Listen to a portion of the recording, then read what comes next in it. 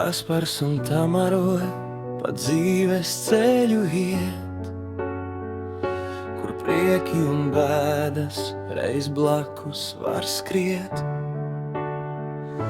Ar smaidu tie sagaida katru jaunu rītu, ar cerību sirdī un mīlestības dzirksti. Bērni kā zvaigznes pie debesīm mirc,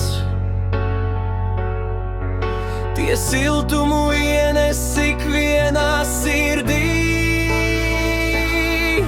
Ar smiekliem un priekiem, ar sapņiem tik skaistiem, tie piepilda dienas ar mirkļiem vislaimīgākajiem.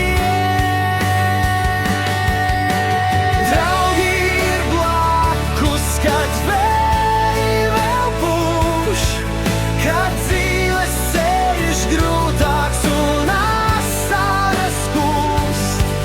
Ar vārdiem un darbiem, ar patiesu smaidu, tie palīdz mums iet cauri dzīves raibumam plašam. Ir bijušas dienas ar sāpēm un lietu, kad grūti atrast to gaišāko vietu. Bet katrā asara māca mums redzēt, cik vērtīgi cilvēki ir, kas prot mīlēt.